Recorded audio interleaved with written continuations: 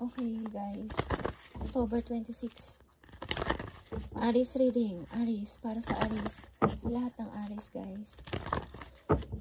October 26.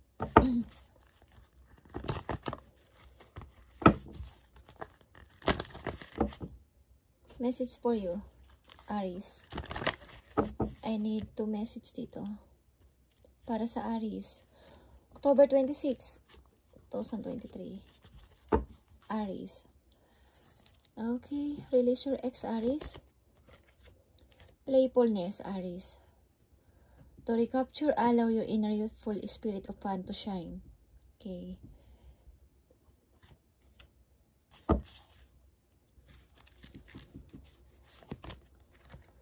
And very soon. Okay, guys. And bago nyo magawin yan, release your ex muna. Okay? So, meron kayong playfulness and very soon. Kung gusto ninyong, kung naghahanap kayo ng pag-ibig, bagong pag-ibig is dapat hindi kayo boring. Okay? Parang maging attractive kayo, magpaka-attractive pa kayo sa paningin ng iba. Yung, ilabas nyo yung inyong inner youthful. Okay? Ang ilan sa inyo maybe is, maybe, old-fashioned, okay? Inner youthful spirit of fun to shine. Para kayo ay makita ng inyong iniibig o ma-attract sa inyo ang isang tao, okay? Sapagkat very soon paparating na ang tao na to. Kailangan lang is magkaroon kayo ng kalinawan sa inyong sarili na kaya nyo nang umibig. Dahil maybe ilan sa inyo hindi nyo pa nai-release ang inyong ex, okay, sa ilang Aries. Sapagkat kayo ay nagkahiwalay ng hindi inaasahan. Okay? Maaring bigla ang paghihiwalay at ito ay dinamdam ninyo. Dinamdam ninyo ang inyong paghihiwalay ng person na to. Okay? At nawala na kayo ng passion. Nawala na kayo ng gana umibig. Okay. Playfulness, Aries. Isipin nyo na may bago pang person, hindi lang yung old. Okay? So, release. Release your ex. Kailangan i-clear niyo yung inyong energy sapagkat very soon may taong magpapahiwatig sa inyo ng pag-ibig. Clearly, decide what you want so that it comes to you now. Okay. Tingnan natin kung kailan darating ang tao na to. Okay, guys. Pakita nyo na attractive pa rin kayo. Beautiful. Okay, pogi. Maganda. Okay. Huwag kayo magpaka-boring kung kayo ay iniwan ng isang tao. Release. Release your ex. Kay Aries. So, tingnan natin ang playfulness. Kung anong dapat ninyong gawin dito, guys. Okay. Maaring may dumarating na tao. Nagpapakamukmuk kayo dito. Okay. Nilalayuan nyo o pinipigilan nyo ang paparating na bagong person. Aries. Okay. October 26, 2023, Aries. Playfulness. Playfulness, Aries.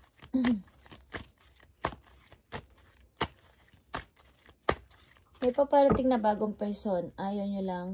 Hindi nyo palang clear ang inyong utak. Okay, pero gusto nyo. Gusto nyo ng bagong person, bagong tao naman. Okay, playfulness. Okay, lovers, guys. Nakikita nyo to.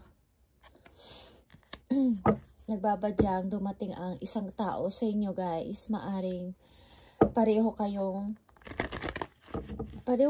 malaya ng tao na to.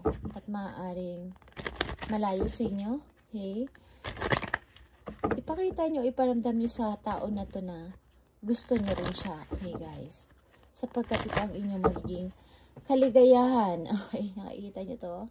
Bagong tao yan, Ace of Cups. Bagong magpapatibok ng inyong puso. Aries. Okay? So, allow. Huwag niyong pigilan. Okay. Playfulness. Okay, guys. Ten of Pentacles. Ito ay napakalaking big opportunity ito. Sapagkat ang tao na to ay kayo ay parang hindi ko alam kung na-love at first sight ang person na to sa inyo, Aries. Sapagkat kahit na kayo may pinagdaanan o may pinagdaanan pa sa buhay is, yeah, maaring seryoso ang tao na to.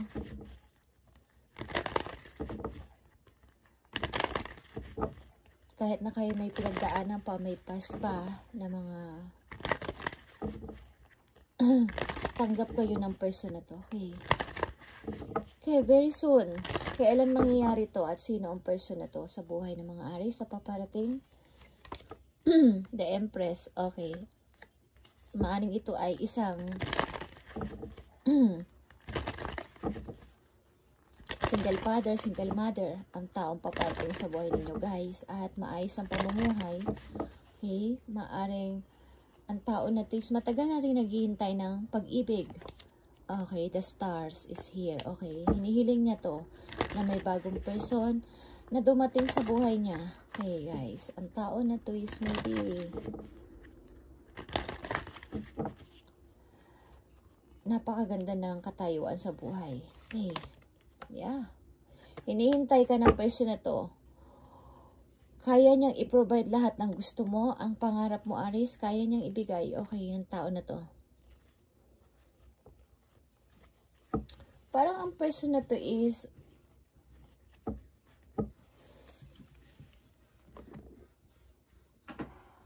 malungkot. Okay, marami man siyang na-achieve sa buhay, malungkot siya. Wala siyang partner eh. Okay, Aries. So, release your ex at i-clear mo ang iyong mind sapagkat may tao dito paparating sa buhay mo. Okay, clarify natin to. Ang playfulness. Huwag kayo magpakamukmok kung kayo iniwan ng isang tao. Okay. May gusto sa inyong person dito. May gusto sa inyo dito. Na kahit na ano pa pinagdaanan yung kalungkutan sa buhay at kasawian. Kung kayo may anak sa una, is tanggap kayo ng tao na to. Okay? Ito natin. Ang 10 of Pentacles dito. Sa Aries.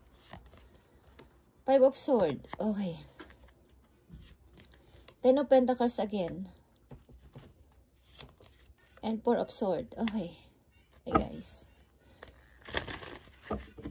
Ang tao na to is kaya kanyang tulungan sa iyong pag-healing. Kaya kanyang suportahan kung ano man yung dinadala nyo sa buhay nyo ngayon na mabigat. Okay. Kaya kanyang tulungan na yung maghilom yung sugat dyan sa puso mo. Okay, guys. Gusto kanya maging pamilya o long-term relationship ito, guys. Okay. Seryoso ang tao na to sa'yo. So, huwag kang maging maboring. Okay? Huwag kang magpaka-boring kung iniwan kayo ng inyong past person. Okay, tignan natin ang very soon. 8 of Cups. Okay. Napakaganda nito, guys. 5 of Wands.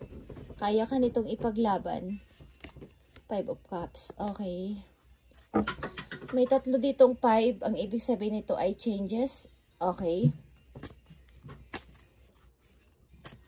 Kaya ka nitong ipaglaban at handa niyang tingnan kung ano lang yung nandyan. Okay. Ang tao na to is maaring alam niyo yung maunawain na tao. Okay. Ang kanyang emotion is available. Makinig. Okay, ano pa ang message mo sa Aries about dito sa pag-ibig nila? Napaparating? Ano pa ang message mo sa Aries? Ace of Pentacles, guys. Prosperity. Ito ay bagong pag-asa for you. 4 of Wands. Pwede kang ikasal dito. At Page of Pentacles. Napakaganda, guys. At 6 of Pentacles. So, about sa mga money sa Pentacles. Okay. Kaya ka nitong panindigan. Okay. Kaya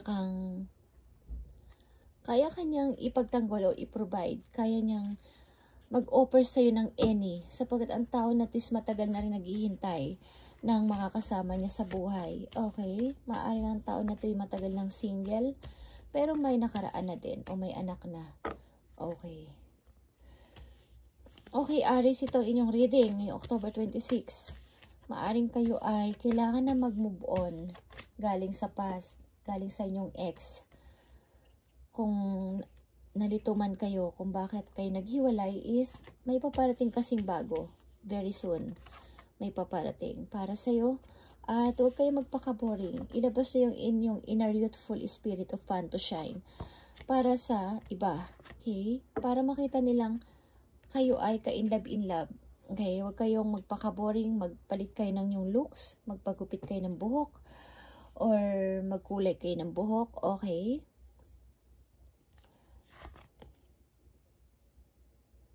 Dark gray. Okay, medyo blonde or dark gray na hair. Okay, medyo magpalit kayo ng style ng inyong pananamit. Okay, at maaring nagkukulang na kayo sa pag-aasikaso sa sarili. Okay. Dahil dito, dahil sa nangyari sa inyo. Maaring nagkaroon kayo ng spiritual awakening nung kayo ay naghiwalay ng person na to. Meron kayong mga na-realize o nasaksihan na, bakit ba kami naghiwalay? Meron kayong natutunan dito sa paghihiwalay nyo. But, hindi ka pa rin makapag-let go. Okay? Thank you, Aries. Ito inyong reading ngayong October 26, 2023. Bye and God bless.